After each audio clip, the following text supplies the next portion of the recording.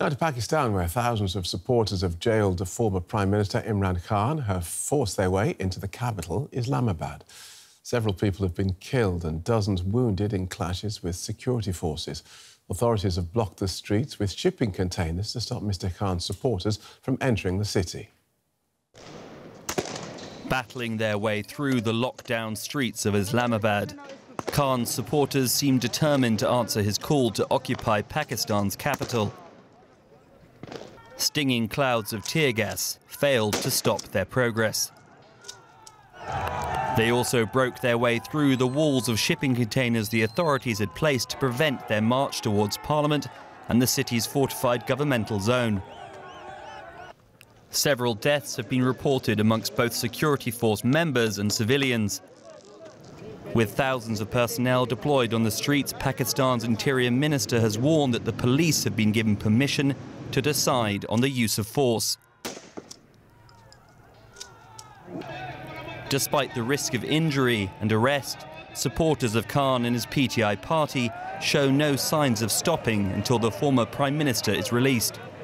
We are here only on Imran Khan's call. He told us to come here not for him, but for ours and our country's sakes. That's the reason we are here. We will stay here until Khan himself is here with us and tells us what to do next. Khan has been in jail for over a year and faces some 150 criminal charges that he maintains are politically motivated.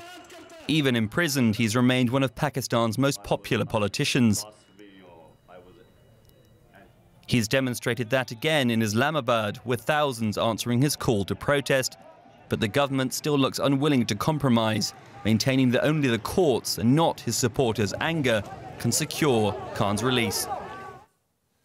Zulfi Bukhari is a senior leader of Imran Khan's PTI party. He advises the former Prime Minister on international relations and the media and joins us from London. Welcome to DW. I saw today on social media Imran Khan saying that we will fight till the end, we will not back down. How far will protesters go to secure his release? Well, Imran Khan hasn't been able to speak to leaders. These are more just generic statements. But Imran Khan party and his workers, his wife, who's leading the protests, are there. And we just want to do a peaceful sit-in. They're in Islamabad. Why are innocent, workers and protesters being attacked that don't have anything more than a mobile phone or some water with them? We've had about 4 people who have been killed. One's been run over by a car. 3 have been shot dead. I have a worker of mine from my own constituency who's now, as we speak, is battling an operation, being shot in the leg. So, things are turning in the wrong direction for no reason. It's just a peaceful protest. That's our only call. You say it's a peaceful protest. 2 police officers have been killed in these clashes. That doesn't sound very peaceful. Well, when you're trying to stop and tear gas, moving containers in the way of hundreds of thousands of people, it's an unfortunate incident. The former First Lady, the Chief Minister, Aamir Gandapur, have come out on the container and said remain peaceful. We've protected the Rangers in many ways, walked them past so that nothing happens to them. Unfortunately, when there's a clash, these are incidents, and none of them have been attacked by protesters. They've fallen or been hit by a container or something of the sort. So, again, anything that happens is really on the government, because the government should have just said, OK, you have full right for peaceful assembly in the capital. And that's all we asked for until our demands were met. So how far will protesters go to secure Mr Khan's release? But bearing in mind that he's been in jail for more than a year now. He's been in jail for more than a year and a half. We have the UN working group on illegal arbitrary detention, giving a judgment that he's there illegally and should be released immediately. We've got Amnesty International, and he's got bails on all his cases. He got bail last week, and they just keep putting him in for a further 5 days on remand. It's not as how far we will go, and it's not just about his release. We put 3 demands down that we want to revoke the 26th Amendment, which basically got rid of the judiciary's independence. We want the judiciary to be absolutely independent from the executive. We want our stolen mandate to be given back to us that we won in this 2024 election. And of course, last but not least, we want Imran Khan and all political prisoners that are in jail to be released. We've had maybe about 5,000 people arrested in the last 48 hours. And if your demands aren't met? Then we will carry on sitting there until they are. Political tensions have been on the rise for some time. Is the country at a tipping point, do you believe? Well, really, the tipping point was 2 years ago when all this started. And then we just thought that perhaps the establishment would allow, I wouldn't even say a free and fair election, I'd use the word a relatively free and fair election. But the way that that was so badly and abruptly rigged, it just increased everything else. The country is, you know, it's got terrorism problems in the last 2 years are rampant, yet all the law enforcement, all the agencies are being used to somehow corner Imran Khan and his political party in Pakistan and not worrying about the hundreds of deaths that have taken place with terrorism. It's not a coincidence that terrorism is increased in the country. It's not a coincidence that the economy is in shambles. It's not a coincidence that the entire population despises the government.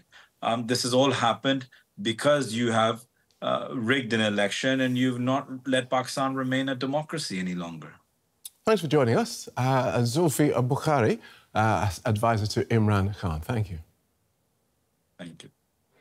Journalist Adnan Aamir is in the Pakistani capital. Welcome, Adnan. What's the atmosphere there like? So as of now, the PTI, the party of Imran Khan, a forward group of the supporters of PTI has reached a place called D Chowk. It's a square just located 500 meters away from Pakistan's parliament. So that was the targeted location of the protesters, and they have successfully reached there. Now the PTI has announced that they will hold a sit-in protest at this location until Imran Khan, their leader, is released. But there are still skirmishes with the police. There are still some tear gassing that is taking place, and Islamabad is still blocked. The situation is still tense. Life is still paralyzed, and that's why the people of Islamabad, they just want a timely resolution of this problem.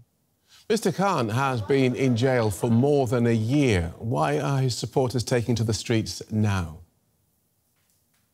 Yeah, well, in the past, the supporters of Khan, they used to hold political gatherings in Islamabad, in different cities. But then the government stopped giving them permissions to hold the gatherings. So now they have changed their strategy, and now they're holding these marches, these political protest marches, because they don't need permission for these marches. And these are also more effective in terms of putting more pressure in government. And it's evident that the government has completely failed to prevent these people from entering into Islamabad, despite placing more than 1,200 shipping containers and thousands of security personnel. So this is a pressure tactic, and it has worked. And remind us, Adnan, why is Imran Khan in jail? So Imran Khan was arrested on charges of corruption, abuse of power, and misappropriation of state gifts. But he was acquitted in most of these cases, one after the other. And whenever he is acquitted, the government books him in another case. Now he is booked in more than 100 cases, including the death of a policeman who was killed, unfortunately, yesterday. So that's why the PTI supporters, they believe that these cases are politically motivated, and only way to get Khan out of the prison is by pressuring government through protest marches like this. Right. So how do you expect this to end? Do you expect Khan to be released, or do you expect the demonstrations to continue? Well, it's really hard to say as of this moment, because both sides, they are not ready to relent. The government says that we are not going to make any deal, we will not release Khan. And the protesters are saying that we are not going back until a deal is made. So there are some back channel negotiations are going on, but it's too early to say. And that's why I see that this protest, this demonstration, they can prolong for some days. And that means that life will continue to be paralyzed here. But as of now, there is no indication of an early settlement of this problem. OK, thank you for that. Journalist Adnan Aamir in Islamabad.